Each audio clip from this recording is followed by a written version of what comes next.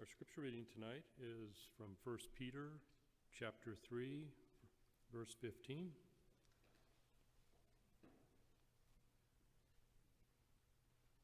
But sanctify the Lord in your hearts, and always be ready to give a defense to everyone who asks you a reason for your hope that is in you, with meekness and fear.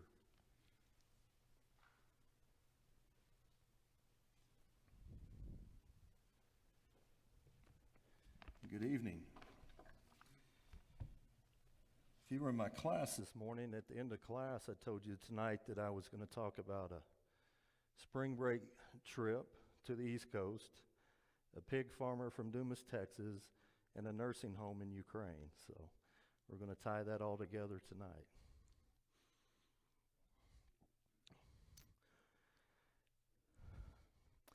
Many years ago, me and my wife attended the Southwest congregation there in or South Plains Church of Christ there in Lubbock, Texas. And there was an elder there named Big Joe Howe. And he had a son-in-law that got up and did a devotional one Wednesday night. Can't remember if his name was Tim or Tom, but he talks about a mission trip that him and four buddies took to the East Coast. They spent a long week there working, I can't remember exactly what town it was, but trying to work with like some inner city youth. Well, they stayed a little bit longer than they should have, and they were trying to get back to Lubbock, Texas by Monday morning when classes resumed at Lubbock Christian University. So they left on a Saturday. They drove all day, drove all night, took turns driving, and they roll into, he couldn't remember what town it was. He couldn't remember if it was Alabama or Mississippi, but he said it's deep south. And this was in like the mid-'80s. So they go to a convenience store, and they're trying to find out where Church of Christ is to go to services. So they go to a phone booth. So that's kind of out of business nowadays, a phone booth. They look at the phone book, and the phone book back then, you know, they look at churches. There's a map in the back. You try to figure out what's the closest church there. So they pick a church and go. But when they show up, you've got 5 white guys from Lubbock, Texas, and they roll up to this church, and they could tell it was predominantly black. So as they're entering in, there's a very enthusiastic older gentleman greeting everybody coming up the stairs. He's shaking their hands. He sees these individuals. He said, "I don't believe you've ever attended here before. My name's so-and-so. Are you a brother in Christ and a baptized believer?" First guy says, "Yes." He said, "You got the opening prayer." The second guy in this group gets asked the same question. He says, "Good, you're leading singing." Goes to the next one, asks the same question. "Good, you have the closing prayer." The fourth guy had to do the prayer before the lesson. So Tim or Tom sitting there thinking, okay, everything's checked off. I'm good. He asked him, "Are you a baptized believer and a brother in Christ?" He said, "Yes, I am." He said, "You're preaching this morning." And he is beside himself. And then he starts saying, "You don't understand, I'm not a preacher." He said, "But you told me you were a baptized believer. And according to 1 Peter 3, verse 15, you need to be able to tell me why you believe." So this young man went to his friend that was leading singing and said, "I've got to put a sermon together, lead as many songs as you can so I have more time." So, you know, this was the same verse that Toby talked about Wednesday night in his devotional. So that's I've been thinking about this quite a bit. Roy also preached, and I'm going to tie his into it, in Mark chapter 5 about the demon-possessed man being healed and him wanting to go with Jesus. And Jesus said, "No, you stay here, you stay home, and go tell people what the Lord has done for you." So that brings me to to the pig farmer from Dumas, Texas. Some of you may know him. His name's Chris Swinford. His dad was a state representative for a long time in Texas. Chris wound up, I've got his resume here. I'm going to talk about his resume, and at the end of the sermon, I'll tie it back in. So he graduated from Dumas High School. He went to Lubbock Christian University, got his bachelor's in art communication. After that, he went to Sunset International Bible Institute, where he got a degree in biblical studies. He went to the Carolina University of Theology to get a master's in Christian counseling and psychology. He got a doctorate from the Theological University of America. He got a doctorate, that was in education. He got a doctorate from the same place in psychology. And then he got a master's degree in organizational leadership from Lubbock Christian University. 1989, he started out preaching in Happy, Texas, if you know where that's at. And their motto is, that's a town without a frown, Happy, Texas. Then he went to Shamrock, Texas as a preacher, Third and Kilgore Church of Christ in Portales, New Mexico.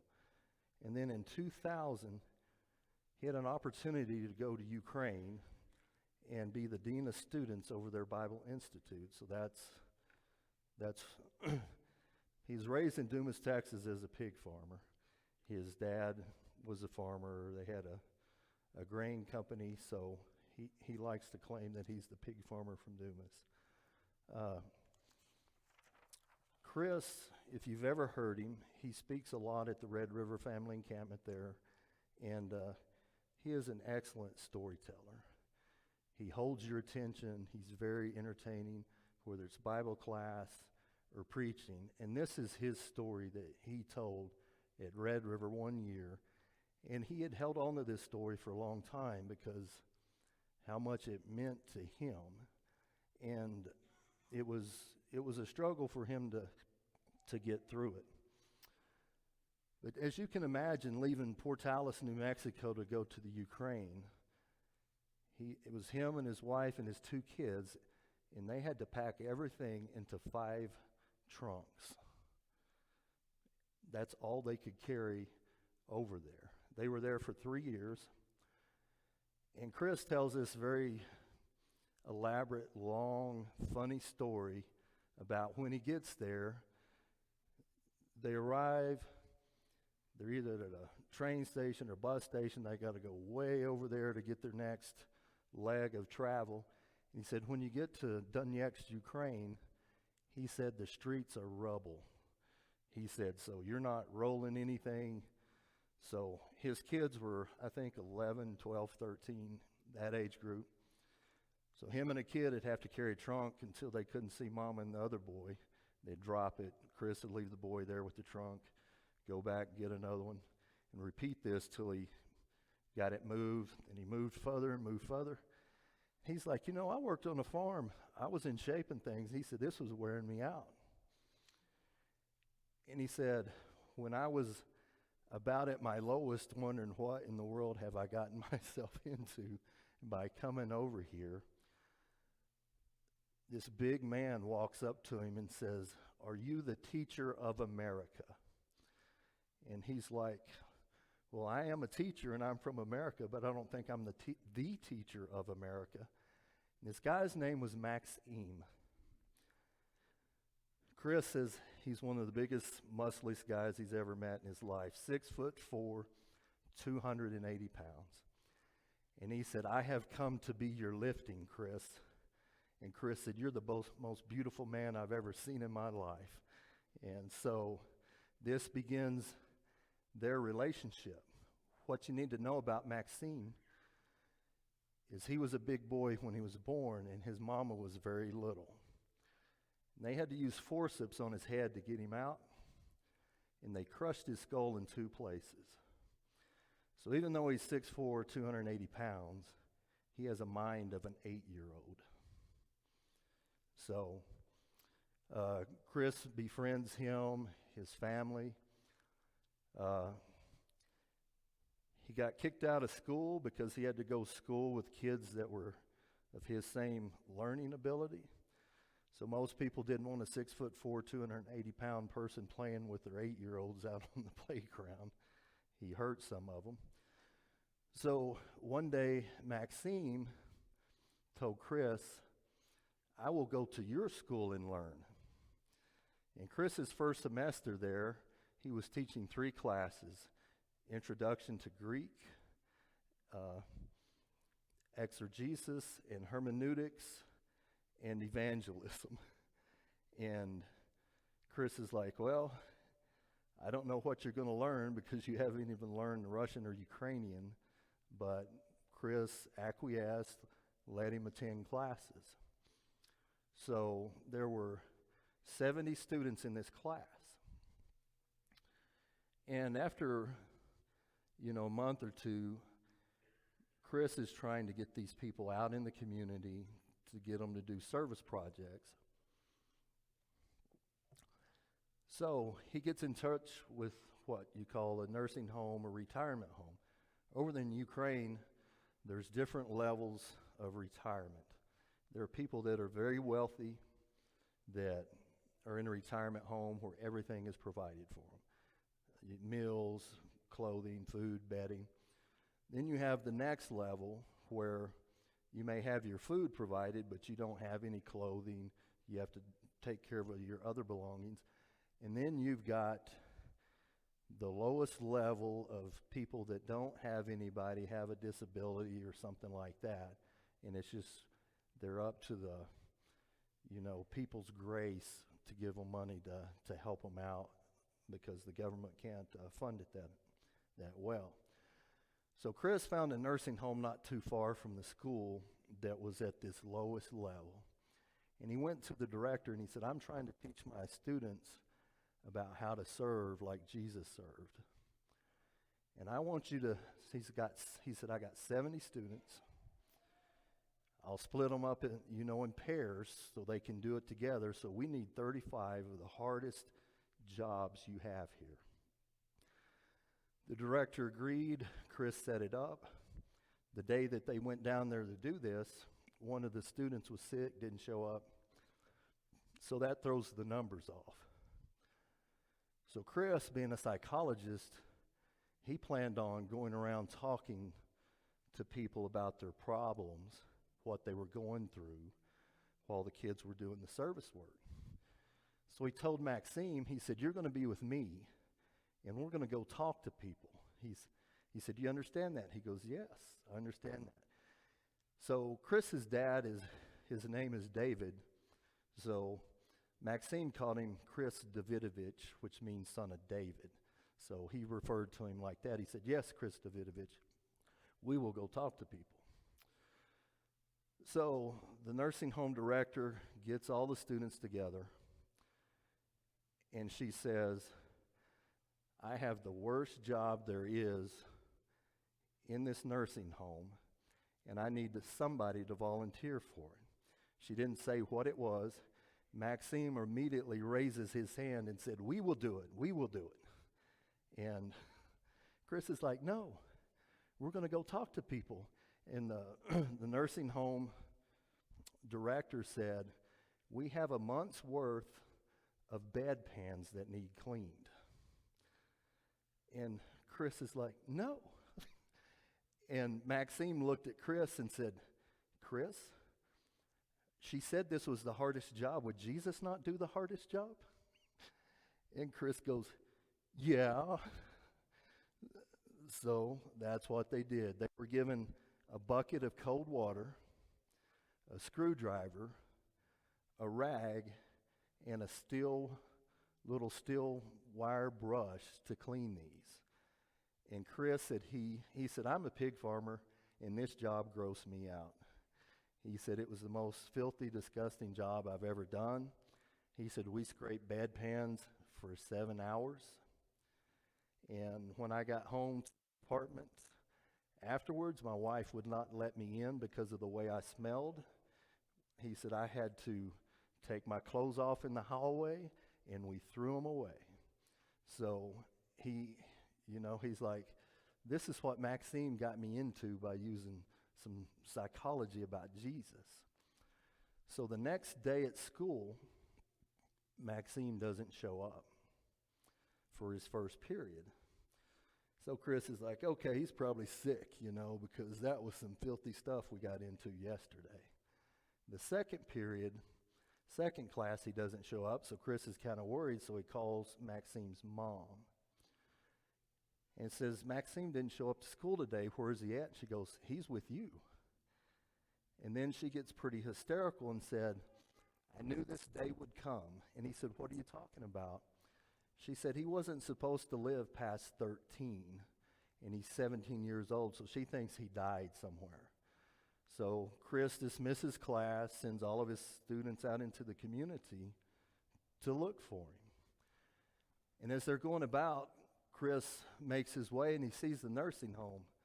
So this nursing home did have an armed guard in front of it. So he asked the guard, said, have you seen Maxime today? And he goes, oh yeah, he's been here all day. He's a wonder. So Chris went in, and Maxime showed up there first thing that morning, took all the bedding off all the beds, took them down, washed them, put them back on, did any kind of cleaning that he could do. So Chris talked to the nursing home director and made an arrangement where Maxime could go do that when he was supposed to be in class, and Chris would just give him, credit for showing up to class. He thought it would be a win-win. So some time went by under this arrangement, and one day Chris gets a call. And the call is Maxime has fallen off a ladder, and he's not moving. So Chris went down there to check on him. Sure enough, Maxime was laying in the hallway dead. And he had got up on a ladder to clean some bulbs, so initially they didn't know if he fell off, hit his head, did something like that. But the doctor later told Chris that due to Maxime's head condition, the damage to his brain, his heart just kept growing.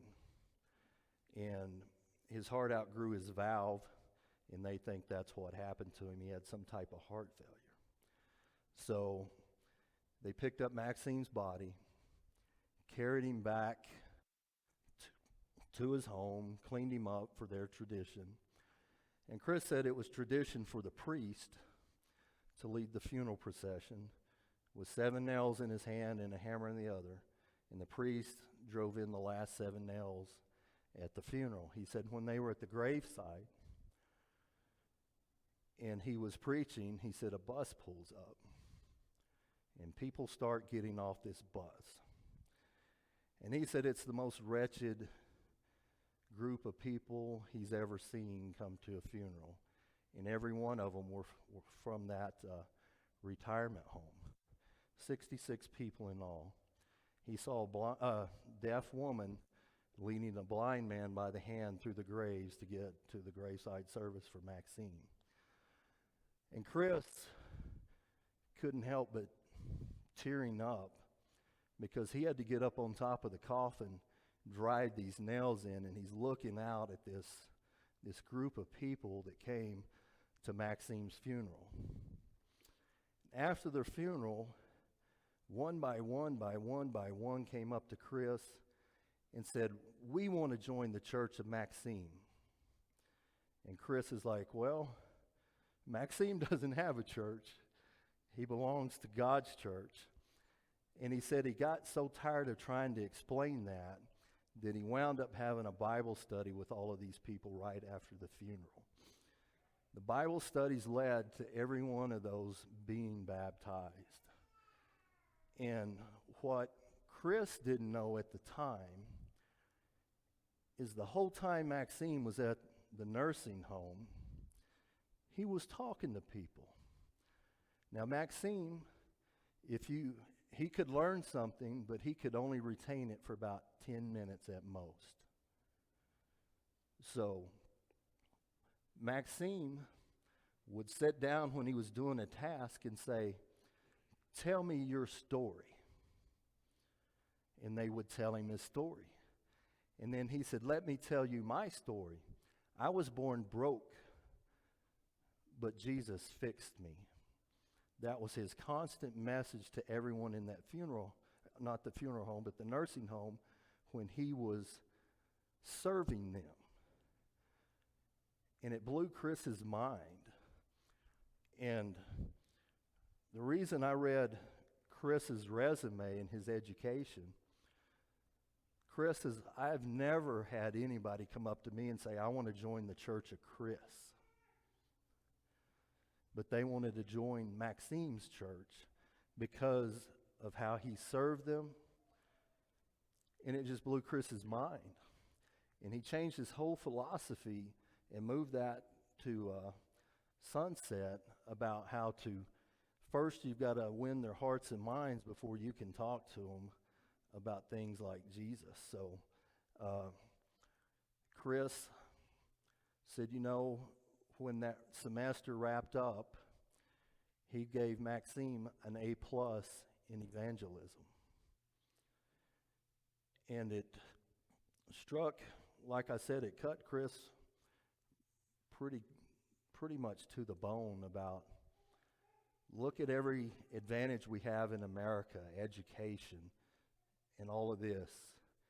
And look what this guy did that has the mentality of an 8-year-old. Just by talking to people, having a concerned, committed conversation day in, day out about your life story and what God has done to you. And that ties back to what Roy preached about in Mark chapter 5, about Jesus telling the demon-possessed man, go tell what God has done to you. So, you know, I kind of rushed a little bit, but when the guy on his spring break was told, you need to preach, he's who? Me? Yes, you. Yes, all of us. But you don't have to have a fancy education, a fancy degree, to be able to tell people what God has done for you, what Christ has done for you in your life. And I hope this was a very impactful story about Maxime in the Ukraine and how 66 brothers were saved, brothers and sisters saved because of that. It's pretty amazing. It's amazing who God can use for his will if you just let him. So, I've outran my notes.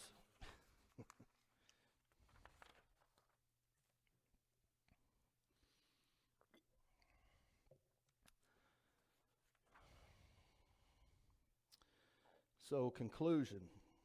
We do need to be able to defend what we believe. We also need to listen to people as we interact. We need to do that with meekness, and as the verse says, with fear of the Lord. And that's exactly what Maxime did. The sermon is yours tonight. We do offer an invitation to those who might not be Christians, who can't brag about the great things God has done for them yet, the forgiveness of sins and eternal life. If you're like the people that were at the nursing home and you want to know how to become a member of the church, part of Christ's body, we can visit with you, we can study with you. So please come as we stand and sing.